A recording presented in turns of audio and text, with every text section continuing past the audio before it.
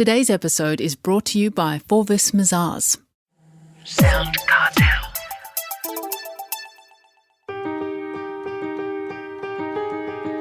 From SoundCartel, I'm Nicole Goodman, and this is Business Essentials Daily.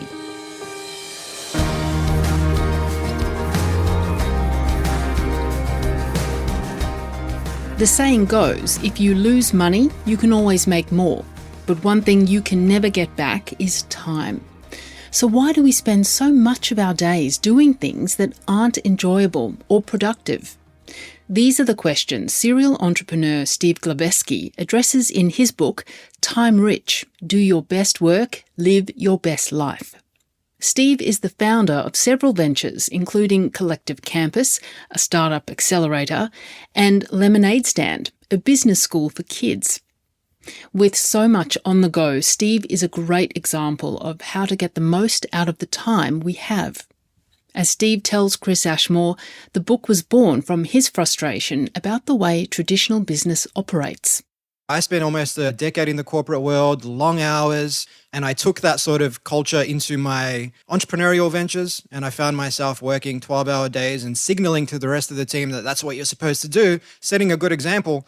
But more often than not, I found by 3 p.m., I was pretty much spent. And if I was honest with myself, I was just anchoring to the past, these old ways of work where we conflated presence with productivity.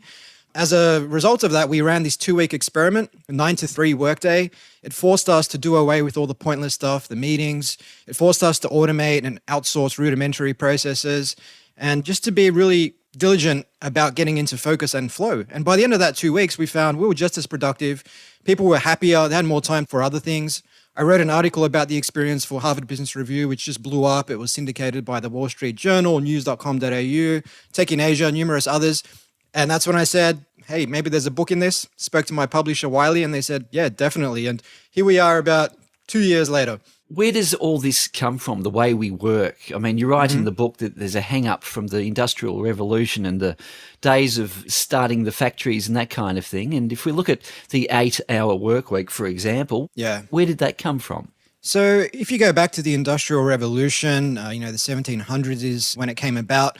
There wasn't really OH&S. There was no limit on the number of hours you could work. There was no limit on the minimum age. So you had kids as young as 10 years old crawling through coal mines. Like I said, no OH&S. There's countless incidents of limbs being ripped off in these coal mines and no path for recourse, no insurance or anything like that.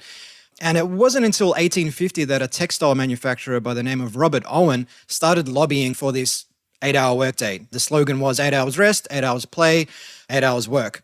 But it wasn't until 1937 that was actually ratified into law in the United States by the Fair Labor Standards Act as it stands today. But if you think about work back then, coal mines, assembly lines, conveyor belts, in a farm, you could draw a direct line between hours and output, presence and productivity. But now work has changed so much, like it's more cognitive work, it's complex, the scope of our tasks has increased. And now, if I work 20 hours, it doesn't mean I'm getting 20 hours of output. We as human beings, when you're doing cognitive thinking work, you can only really get into that space of the zone or what psychologists call the flow state for about 4 or 5 hours. And beyond that, you hit the point of diminishing returns very, very quickly. But for whatever reason, we still haven't taken that fact and encoded it into the way we work. So organisation, I mean, we're still shackled from the past, I suppose, the past practices. But what other ways do you think organisations kill productivity today? Sure. So I wrote an article recently and it was called Why Organizations Run Like Crap. And the crap is essentially an acronym. So C being for consensus seeking. Every single decision that needs to get made, let's call a meeting. I've got a great example of some of our clients who will remain nameless. We run these corporate startup partnership programs and we develop a website for the program. And at the onset of this program, I'd speak to someone from their marketing team. They'd say, oh, here's a 5-page brief. Fill this out. We'll schedule a time with our marketing team. We'll have that conversation. We'll come back to you 2 weeks later. And I'm like, this isn't going to work for me. Told my designer, hey, can you mock something up in an hour? Yep, here it is. Sent it over to them. They're like, yeah, that'll do. But that's a microcosm of how things work in most large organizations. Just treating every single decision like it's this big decision to invest $20 million of capital somewhere, which is just not the case. So that's C. R is hyper-responsive. Like human beings, constantly checking email, constantly checking Slack, constantly responding to anything coming in within 5 minutes, 10 minutes. But when you do that, you're not giving yourself the time to focus. A in crap is for availability. Hey, are you available for this meeting? Yes, I am. Don't worry about all my other priorities. Don't worry about the fact that I've already got an excessive workload. Yes, I am there because that's the culture we've created in our company where we just accept meeting invites. And then P for process paralysis, which if I need to get something done, I need to get several levels of approval just to get the ball moving, so to speak. So these are just some of the ways that large organizations go about sabotaging people's productivity today. Well, how then can a business build, as you say in the book, a time-rich culture? Sure. So time-rich culture, you've probably heard of this term or familiar with the term minimum viable product. I like to think of companies in terms of minimum viable bureaucracy. So bureaucracy is a dirty word, but if you focus on increasing the amount of value you create by doubling down on areas where you are generating revenue, by cross-selling, upselling, referrals, doing all that sort of stuff where you can increase revenue, but at the same time, what can you do to decrease the bureaucracy? Stop treating all decisions like big decisions. Bring down delegations of authority. So if you need to choose where to invest $500, that doesn't require a sign-off. You give your people that trust to make those decisions. Automation. Like if you've got rudimentary, step-by-step, process-oriented tasks, your people shouldn't be paid to do that. Like you can get tools, technology to automate that for you. Similarly with low-value human tasks where you can outsource those to free your people up for more high-value tasks. And then also just creating this culture of asynchronous communication, which is really big with Automatic. They've got 1,300 employees. They head up WordPress, which powers 30% of the internet. But rather than relying on real-time communication where it's pick up the phone, it's an instant message, asynchronous communication is about people getting back to you when it suits them so they have more freedom to design their days and cultivate more time for flow and for focus. Well, it's a similar kind of question. How do individuals then, how do you recommend people take to become more time rich? Of course. So with people, there's a really easy acronym people can remember or a mnemonic, so to speak, called P coats. So just think of the winter jacket. P, just prioritization. If you've got 10 tasks on your to-do list, chances are 2 or 3 of those tasks are way more high value than the rest of them. That's just the nature of the universe, the 80-20 principle. C for cut, eliminate tasks that don't add value. Oftentimes we get caught in the trap of just doing the same old thing because we've always done it without really reflecting on, is this adding value? So maybe on a monthly or even quarterly basis, just reflect on how you're spending your time, what's adding value, what's not. O for outsource. Nowadays, $10 an hour. If you've got $10 an hour tasks, but you consider your hourly rate $100 or more an hour, why on earth are you doing that $10 an hour task? Doesn't make any sense. A, automate. Tools like Zapier, Airtable, WebMerge, if this, then that, can all help you automate rudimentary business as usual tasks.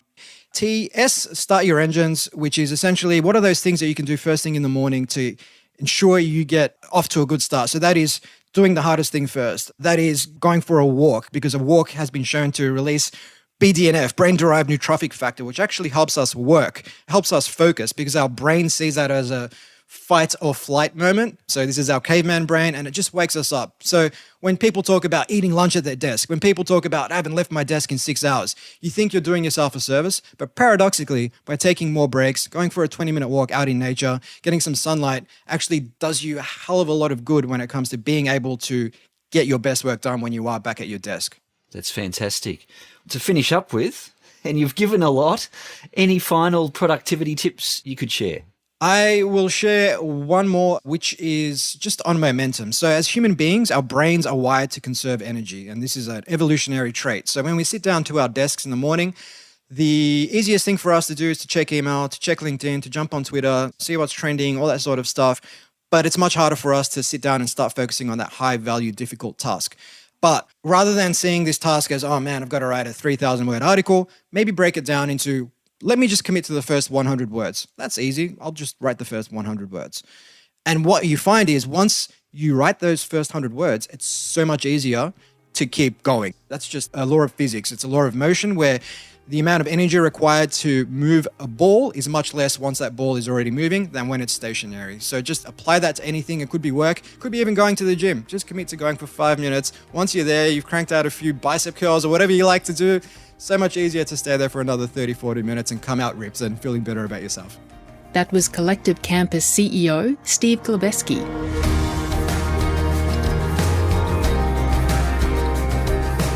This episode of Business Essentials Daily is produced by the team at SoundCartel.